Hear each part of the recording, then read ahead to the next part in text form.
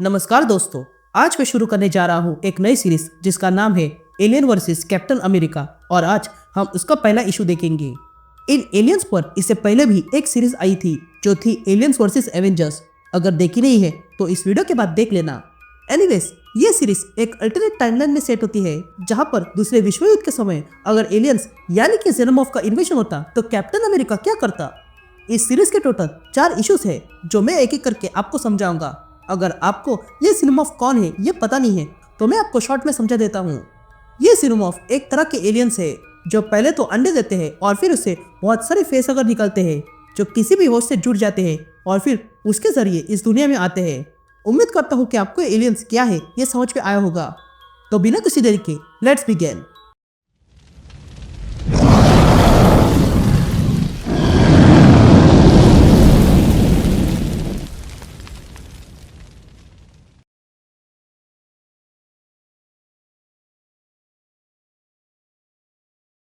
इस कहानी की शुरुआत में हम एक मोनोलॉग देखते हैं जिसमें बताया जाता है कि वर्ल्ड वॉर 2 चल रहा था और कैप्टन अमेरिका उसी दौरान हाइड्रा को ढूंढ रहा था जो यूरोप में फैल चुके हैं। लेकिन उड़ती हुई खबर ये मिल रही है कि बैरन वॉन स्टकर कुछ ढूंढने में लगा है जो रेड स्कल को लड़ाई में जीत दिला सके। पर किसी को ये पता नहीं है कि हाइड्रा कौन सी मुसीबत लाने वाली है। अब सीन शिफ्ट होती है और हम हाइड्रा के लोगों को देखते हैं जिन पर कैप्टन अमेरिका ने हमला किया था और वो उन सबको तोड़ने लगता है। तभी वे हाइड्रा के लोग मिलके कैप्टन अमेरिका पे फायरिंग करते हैं, लेकिन कैप्टन अपना शील्ड बीच में लाकर उन बुलेट्स को रोकता है और फिर अपनी शील्ड फेंक कर उन सबको ढेर करता है और उन सबसे पूछता है, बताओ कहाँ पे है वो। यहाँ सीन शिफ्ट होती है और हम साल 1944 में कैसल स्ट्रकर देखते हैं जहाँ पर कैप्टन ने एक हाइड्रा एजेंट को पकड़ के रखा था। तभी कैप्टन उसे तोड़ते हुए पूछता है, बताओ स्ट्रकर कहाँ पे है। लेकिन वो एजेंट कुछ नहीं बता रहा था। तभी देखकर बकी कैप्टन से कहता है, अगर मैं तुम्हारी जगह होता तो मैं उसे दोबारा नहीं पूछता। लेकिन ये बातें सुनकर कैप्टन उस एजेंट से कहता है, हम जानते हैं स्ट्रकर किसी मिशन पे निकला है, वो भी रेड स्कल के कहने पर। जिस पर वो एजेंट कहता है, मैं तुमसे बस एक ही चीज कहूंगा और वो ये है कि अगर तुम हमारा एक सर काटोगी तो दूसरा सर उग जाएगा। ये कहते हुए एजेंट जहर खा के अपनी जान दे देता है। ये देखकर कैप्टन उस एजेंट को वहीं पर फेंक देता है। लेकिन तभी हम देखते हैं कि वो एजेंट अब पूरी तरह सड़ चुका था। ये देखकर बकी कहता है, इसने जो किया वो मुझे बिल्कुल पसंद नहीं है। जिस पर कैप्टन कहता है, मुझे भी ये पसंद नहीं है, पर यह करने के बाद हमें इतना तो यकीन हो गया कि स्ट्रकर कुछ बड़ा कांड करने वाला है और वो हमारे लिए ठीक नहीं होगा। या दूसरी तरफ हम हिमालय देखते हैं जहाँ पर कुछ लोग चल रहे थे और तब वे लोग हिमालय पर बसे घर में आते हैं। तभी हम उन लोगों को देखते हैं जो उस घर के अंदर आते हैं जहाँ पर कई सारे लोग बैठे हुए थे। तभी वहाँ स्ट्रकर आता है और सबसे कहता है, मुझे पता चल गया है यह वही जगह है और हम यहाँ एक गाइड को ढूंढ रहे हैं जो हमारी मदद कर सकता है उस फैबल सिटी ऑफ एटिलन को ढूंढने में। लेकिन तभी वहाँ के लोग उसे इग्नोर कर देते हैं। तभी स्ट्रकर कहता है, मैं बैरन वुल्फगैंग स्ट्रकर हूँ और मैं हाइड्रा का हाई कमांड हूँ और मैंने तुमसे रिक्वेस्ट नहीं की है। यह कहते हुए स्ट्रकर सबको अपना अजीब सा हाथ दिखाता है।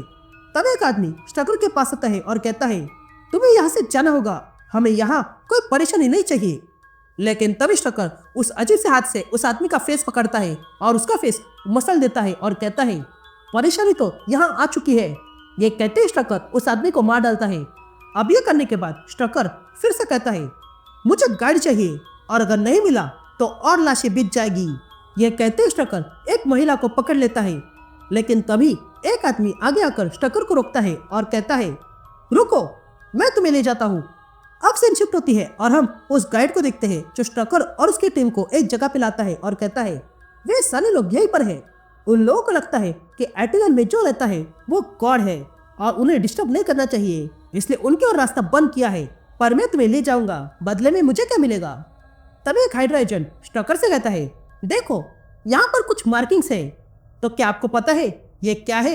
यह असल में रॉयल फैमिली ऑफ इनह्यूमंस की निशानी है, पर ये तो सिर्फ लेजेंड है और लेजेंड बताते हैं कि वो इतिहास में सबसे ताकतवर और रिवर्ड इनह्यूमंस थे और फिर वो अचानक से गायब हो गए। वो कहाँ गए ये किसी को पता नहीं। लेकिन तब स्ट्रकर उसे रोकते हुए आगे बढ़ता है। जिस पर वो आदमी कहता है, माफ करना पर इसके लिए समय लग सकता है। जिस पर स्ट्रकर कहता है, हमारे पास टाइम नहीं है। रेड स्कल ने हमें इनह्यूमंस का घर ढूंढने भेजा था ताकि वहां पर हमें एक ऐसा हथियार मिल जाए जो हमें जीत दिला सके, क्योंकि इस समय हालत हमारे शत्रुओं के हाथ में है। यहाँ वो गाइड स्ट्रकर के लिए एक खुफिया जगह खोल देता है ये देखने के बाद स्टकर अपनी गन निकालता है और उसे वहीं पर खत्म कर देता है और फिर अपने लोगों के साथ उस सुरंग में चला जाता है। लेकिन तभी हम उस गाइड को देखते हैं जो मरते समय भी हंस रहा था और वो स्टकर से कहता है, तुम बड़े मूर्ख हो, तुम्हें लगा मैं तुम्हें गॉड के पास भेज रहा हूँ, पर जहाँ तुम जा रहे हो वहाँ पर गॉड नहीं डीमन तुम्हारी प्रतीक्षा कर रहा है। यहाँ हम स्टकर और उसके लोगों को देखते हैं जो अंदर आते हैं और देखते हैं कि वहाँ की दीवार पर बहुत सारी कारीगरी की गई थी। तभी वो हाइड्रा एजेंट स्टकर से कहता है, ये इनह्यूमन्स की हिलोग्राफिक्स है। ये लोग लॉस्ट फैमिली की बात करते हैं और किस तरह उन्होंने शांतिपूर्वक राज किया ये बताते हैं। पर फिर ये सुनते ही स्टकर पूछता है, पर फिर क्या? जिस पर वो आदमी कहता है, उसके बाद वे सारे के सारे मर गए किसी बीमारी के कारण, एक ऐसी बीमारी जो क्रीचर ने फैलाई थी और ये क्रीचर इस दुनिया के नहीं बल्कि बाहर से आए थे। ये कहते ही वे लोग जीनोमॉर्फ की ड्राइंग देखते हैं। तभी स्टकर कहता है, अब वे लोग कहाँ पे हैं और उनका खजाना कहाँ पे है और उनके हथियार कहाँ पे है?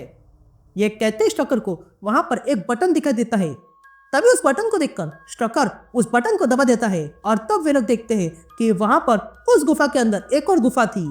ये देखकर वे लोग अंदर जाते हैं और देखते हैं कि वहां पर एक ताबूत रखा गया था। ये देखकर स्टकर तुरंत उस ताबूत को खोलता है और देखता है कि उसके अंदर किसी का कंकाल रखा हुआ था जिसके सीने में छेद हो चुका था। ये देखकर स्टकर उस आदमी से पूछता है, तुम इस बीमारी के बारे में बोल रहे थे ना, तो उसके बारे में और बताओ।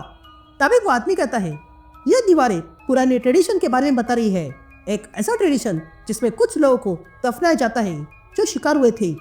ये कहते हुए वे लोग एक और जगह पे आ जाते हैं जहाँ पर जीनोमॉर्फ के अंडे रखे हुए थे। तभी देखकर स्टकर पूछता है, ये क्या है? जिस पर वो आदमी कहता है, यह किसी तरह के अंडे हैं।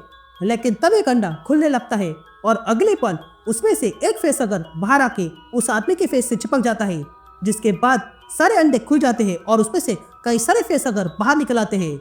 लेकिन सबको हाइड्रा के लोग मारने लगते हैं। लेकिन तभी बहुत सारे फेस अगर उनके फेस से चिपक जाते हैं। इधर बाकी के लोग ये देखकर भागने लगे थे तो वही एक फेस अगर स्टकर पे छलांग लगाता है, लेकिन स्टकर उसे अपने फेस पर गिरने से पहले ही पकड़ लेता है और उसे तेज झटका देता है और खत्म कर देता है। यहाँ हम देखते हैं कि उस हमले से कुछ ही लोग बच पाए थे। तभी वे लोग स्टकर को छोड़कर बाहर आते हैं और उस सुरंग को बंद करते हैं। लेकिन तभी स्टकर बाहर आता है और कहता है, हम अभी तक हारे नहीं है। रेड स्कल को जो हथियार चाहिए था वो उसे मिल के रहेगा। ये कहते हैं हम स्टकर को देखते हैं जो जीवित फेस अगर को बाहर लेकर आता है। अब सेंशिप होती है और हम ऑक्यूपाइड फ्रांस देखते हैं जहाँ पर कुछ सोल्जर्स को पकड़ के रखा था और तब उन सबको एक रूम में जबरदस्ती घुसाया जाता है। तभी वे सारे सोल्जर्स देखते हैं कि वहां पर अंडे रखे गए थे। अब उन्हें पता नहीं कि क्या है, लेकिन हमें पता है कि फेस अगर है। तभी वे सारे कैदी आगे बढ़ते हैं, लेकिन तभी वे सारे अंडे खुल जाते हैं। ये देखकर वे सारे कैदी हैरान थे, लेकिन तभी अचानक से एक ब्लेड आ जाता है और उनमें से एक कैदी को पीठ से ही काट देता है। और तब वे सारे कैदी देखते हैं कि ब्लेड असल में बड़े से जीनोमॉर्फ की पूंछ थी जो कोई और नहीं जीनोमॉर्फ क्वीन है। यासीन शिफ्ट होती है और हम जोला को देखते हैं जो इस जीनोमॉर्फ क्वीन को देखकर रेड स्कल से कहता है, अगर ये हमारे इशारों पे नहीं चली तो हमें इसे खत्म करना होगा। जिस पर रेड स्कल कहता है, जब तक वो अंडे दे रही है तब तक हम उन अंडों से स्पेसिमेन बनाते रहेंगे और फिर मैं अपनी एलियन आर्मी रिलीज कर दूंगा और इस जंग को हमेशा के लिए खत्म कर दूंगा। अब कहानी कुछ दिन आगे बढ़ती है और हम एक जंगल देखते हैं जहाँ पर एक टीम चोरी छुपे आगे बढ़ रही थी।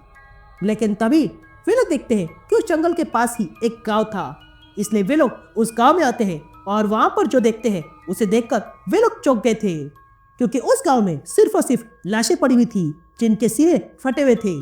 तभी वे सोल्जर वहां पर छानबीन करने लगते हैं और तब उन्हें एक लड़की मिल जाती है जो अब भी जीवित थी। ये देखकर वे सोल्जर्स उस लड़की से पूछते हैं, यह हुआ क्या था? जिस पर वो लड़की कहती है, उन लोगों को हाइड्रा ने भेजा था टेस्ट सब्जेक्ट के तौर पे।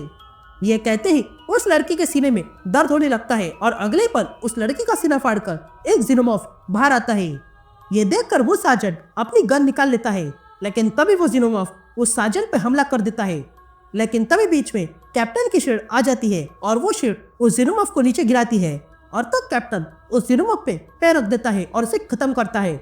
तभी वो सार्जेंट कैप्टन से कहता है, हमें इस मिशन के लिए कैप्टन अमेरिका की आवश्यकता नहीं है। जिस पर कैप्टन अपनी शील्ड रखते हुए कहता है, तुम्हें पता नहीं है, ये दुनिया खतरे में है और हमें मिलकर ही काम करना होगा।